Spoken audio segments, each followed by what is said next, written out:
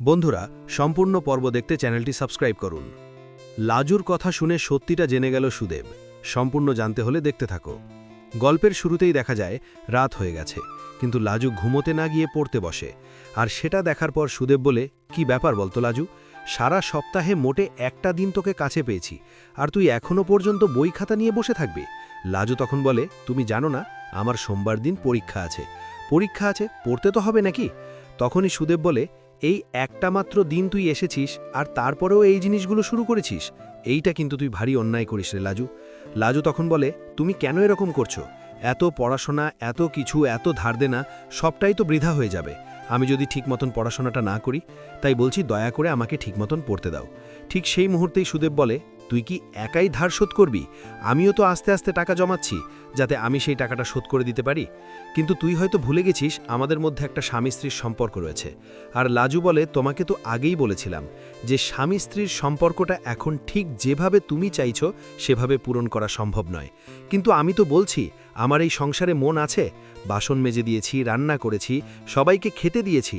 আর কি করলে প্রমাণ দেবে? প্রমাণ তুমি পাবে বলো তো যে আমি এই সংসারের প্রতি এখনো মন রেখেই চলি? তখনই সুদেব বলে, তুই যদি এই সংসারকে ভালোবাসিস, আমাকে ভালোবাসিস, তাহলে একটা কথাই বুঝবো, যে তুই এখন পড়বি না, তুই আমার সাথে এসে ঘুমাবি। কিন্তু লাজু সেটা শোনে না, আর বলে, সেটা হবার জন্যই, কারণ আমাকে পড়তে হবে। দিনের শেষে পরীক্ষাটা তো আমাকে দিতে হবে, তাই আমার জন্য এটা অনেক বড় একটা চ্যালেঞ্জ, আর সেই চ্যালেঞ্জকে আমাকে রক্ষা করতেই হবে। সুদেব বুঝতে পারে আর বলে, বুঝতে পেরে গেছি, তোর মন এখন অন্য জায়গায় রয়েছে, তুই অন্য কাউকে মন দিয়ে বসে, তাই না রে লাজু? লাজু বলে, এই সমস্ত উল্টোপাল্টা কথা শোনানোর জন্যই কি তুমি আমাকে ওখান থেকে এখানে নিয়ে এসেছো? দেখো, আমি এসব একদমই শুনতে চাইছি না, আমার ভালো লাগছে না। কিন্তু সুদেব বুঝতে পারে লাজু এখন বদলে গেছে। লাজু আর আগের মতন নেই, সব কিছুই চেঞ্জেস হয়েছে। ঠিক সেই মুহূর্তেই দেখা যায় অনুভবের চোখে ঘুম নেই। অনুভব ভাবে, লাজু কি করছে? ও কি পড়াশোনাটা করছে নাকি আবার অন্য কিছু করছে? বোঝাও এখন দায় হয়ে গেছে। হুট করে মেয়েটা চলে গেল। এদিকে লাজু সুদেবের সাথে তর্ক করতে থাকে। সুদেব বুঝতে পেরে যায় লাজুর এখন অন্য রকমের মন হয়েছে, সে এখন অন্য কাউকে মন দিয়েছে। লাজু এরপর পড়তে বসে। ঠিক সেই মুহূর্তেই অনুভব লাজুকে ফোন করে আর বলে, কি করছো তুমি? লাজু বলে, ওই বাড়িতে যেটা করি সেটাই করছি, পড়ছি। তখন অনুভব বলে, তোমার দ্বারা না কোনোটাই হবে না, না তুমি সংসার করতে পারবে, না তুমি ভালো একজন ডাক্তার হতে পারবে। এই রকমভাবে দু নৌকায় পা দিয়ে চলা যায় না। আর সেটা তুমি জানো না দু নৌকায় পা দিয়ে কেন চলছো? তোমাকে আমি আগেই বলেছিলাম যে পড়াশোনাটায় মন দাও, নতুন সিলেবাস, নতুন সব কিছু। পড়াশোনা না করে উনি এখন সংসার করতে গেছেন ওই বাড়িতে। সুদেবের কথাই বলে লাজু যে সুদেব আমাকে নিয়ে আসতে গিয়েছিল, এমনিতেই তো আমি এখানে থাকি না, সপ্তাহে একটা মাত্র দিন, তাও যদি আমি ওর সাথে না আসতাম ব্যাপারটা অনেক বাজে দিকে চলে যেত। কিন্তু অনুভব বলে, কি এমন যেত বাজে দিকে? তোমাকে আমি কত কষ্ট করে এখানে নিয়ে আসলাম, সব কিছুর ব্যবস্থা করলাম, আর তুমি শেষে এরকমভাবে কাজবাজ করছো? এইটা একদম ঠিক করছো না। এদিকে লাজু বলে, আমার ভাবনা চিন্তা আমি ঠিক ভেবে নেব, বলেই ফোনটা কেটে দেয়। অনুভব ভাবে, এইগুলোই লাজুর জন্য আমার খারাপ লাগে, না কথা শুনিল, ঠিক ফোনটা কেটে দিল। ঘুমিয়ে ঘুমিয়ে লাজুর স্বপ্ন দেখতে থাকে অনুভব, আর মুখে বলতে থাকে, লাজু তুমি যেটা করলে ঠিক করলে, তুমি এইভাবে পারবে চ্যালেঞ্জ রক্ষা করতে? তখনই বনলতা শুনে নেয় আর বলে, ছি ছি ছি অনুভব, তুমি ঘুমের ঘরে লাজুর নাম জপ করছো? এটা যদি বাই চান্স আমি ছাড়া অন্য কেউ শুনে নিত, তুমি বুঝতে পারছো ব্যাপারটা ঠিক কোন দিকে এগোতো? কেন করছো এই জিনিসগুলো? তুমি লাজুকে ভালোবাসো, তুমি পরকীয়ায় লিপ্ত হয়ে গেছো, সেটা কি তুমি বুঝতে পারছো? অনুভব বলে, শোনো, এই সমস্ত আউফাও কথা শোনার মতন টাইম আমার নেই, আমাকে তো অফিসের জন্য বেরোতে হবে। বনলতা বলে, তুমি অফিসে যাচ্ছ যাও, সেখানে গিয়েও তো লাজুর নামে জব করবে।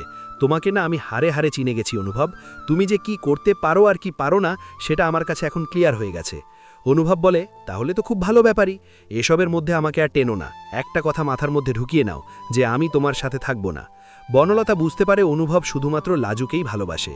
এরপর অনুভব বেরিয়ে পড়ে, আর রাস্তা থেকে যাওয়ার সময়ও শুধু লাজুর নামে ভাবতে থাকে, আর বলে, মেয়েটার প্রতি যে আমার এত মন গেছে, কি করে আমি নিজেকে সামলাবো? এসব ব্যাপার যদি জানাজানি হয়, সত্যিই তো ফেস লস হবে আমার।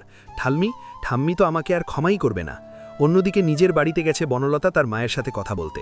সুনিতা বলে, তোর সাথে অনুভবের সম্পর্কটা কি ঠিক হয়েছে? তখন বনলতা বলে, এত সহজে কি সব কিছু ঠিক হবে মা?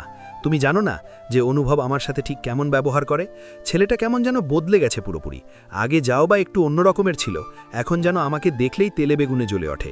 এসব ভালো লাগে না। আর তারপরে হয়েছে, ওই বলতে গিয়েছিল ময়ূক, কিন্তু থেমে যায়। সুনিতা মানে বনলতার মা বলে, হ্যাঁ রে বন্যা, তোর সাথে কি ময়ূকের এখনো কথা হয়? ও কি তোকে ব্ল্যাকমেল ট্যাকমেল করে নাকি? তখন বনলতা বলে, কি যে বলো না, ও আমাকে ব্ল্যাকমেল করতে যাবে কেন? কিচ্ছু না, আমি তোর সাথে কথাই বলি না। সুনিতা বলে, কথা বলবি না, একদম বলবি না। ওই ছেলেটাকে আমার খুব একটা সুবিধের মনে হয়নি, আর আজও মনে হয় না। এরপর বনলতা বলে, মা, আমার কয়েকটা গয়না দাও তো, আমার কয়েকটা গয়না লাগবে। ওই বাড়িতে তো গয়নাগুলো মানে ডিপোজিট করা রয়েছে না, লকারে। সেখানে আমার আর অনুভবের জয়েন্ট অ্যাকাউন্ট, তাই পারবো না। তুমি এক কাজ করো, অনুভবকে বললেও ও আমার সাথে ব্যাংকে যাবে না। তোমার কিছু গয়না আমাকে দাও। আর এটা শোনার পর বনলতার কথা শুনে বনলতার মা বলে, তুই গয়না নিতে এখানে এসেছিস? তুই সত্যি করে বলতো যে ময়ূকের সাথে তোর কোনো রকমের কোনো সম্পর্ক নেই তো? ও ছেলেটা কি ব্ল্যাকমেল করে তোর কাছ থেকে টাকা আদায় করার চেষ্টা করছে? বনলতা বলে, কি এসব যাতা বলছো? ও কেন এসব জিনিসগুলো করবে? কিন্তু বনলতার মা সঠিকটাই বুঝতে পেরে গেছিল। এদিকে অফিসে চলে যায় অনুভব। সেখানে গিয়ে ভাবে, আমার কাছে কানাকাটি করে বলল ও নাকি চণ্ডালিকায় অংশগ্রহণ করবে। সেই জন্য আমি এলিনার সাথে যোগাযোগ করিয়ে দিয়ে ওর একটা ভালো প্ল্যাটফর্ম তৈরি করার সুযোগ করে দিলাম। সেখানেও মনে হয় যায়নি। এরপর এলিনাকে ফোন করে বলে, শোন এলিনা, আমি তোকে যেই মেয়েটাকে দেখিয়েছিলাম, ওই লাজু, তুই ওর কথা ছাড়। হ্যাঁ, ও আসলে না তুই ওকে তাড়িয়ে দিবি। ওর কোনো রেসপন্সিবিলিটি নেই, বুঝলি তো? এই রকম মেয়েকে তোর কাছে রাখতে হবে না। তখন এলিনা বলে, কি যাতা বলছিস তুই? লাজবন্তী তো এসেছে। ও তো খুব সুন্দরভাবে প্র্যাকটিস করছে। মেয়েটা না খুব ভালো, জানিস তো? ওর এফর্ট দেখলেই বোঝা যায় যে ও কতটা ডেডিকেটভাবে সব কিছু করতে পারে। জানিস, ও মেয়েটা খুব ভালো। এরপরই ভিডিওটা পাঠিয়ে দেয় অনুভবকে, যে প্র্যাকটিস করছে। আর সেটা দেখার পর অনুভব বুঝতে পেরে যায় যে লাজু খুব ভালোভাবে প্র্যাকটিস করছে। এর মধ্যেই লাজু এত সুন্দর প্র্যাকটিস করে যে কলেজে গিয়ে যখন নাচটা দেখায়, তখন ম্যাডামরা বলে, খুব সুন্দর, তাহলে তো ঠিক হয়েই গেল। চণ্ডালিকার প্রকৃতি হলো আমাদের লাজবন্তী। শোনার পর সবাই খুব খুশি হয়ে যায় আর বলে, সত্যি রে লাজবন্তী, তুই কিন্তু দারুণ ট্যালেন্টেড একজন মানুষ। পড়াশোনা বল, নাচ বল, অভিনয় বল, সব কিছুই কত সুন্দরভাবে ম্যানেজ করতে শিখে গেছিস তুই। তোকে দেখে খুব ভালো লাগছে। লাজবন্তী মনে মনে ভাবে, এই সব কিছুই হয়েছে খিটকেলের জন্য। সে যদি পাশে না থাকতো তাহলে কোনো কিছুই সম্ভব হতো না। এর মধ্যেই অনুভব জানতে পেরে যায় লাজু সিলেক্টেড হয়েছে। লাজু একদম অনুষ্ঠানে থাকছে। আর তখনই লাজুর ফাংশন দেখতে চলে গেছে অনুভব। আর বনলতা ভাবে, আজকে তো লাজুর কলেজে শুনেছিলাম ফাংশন আছে, অনুভব আবার লাজুর ফাংশনে চলে যায়নি তো? লাজুকে দেখতে অনুভবকে নিয়ে ডাউটের মধ্যে রয়েছে বনলতা।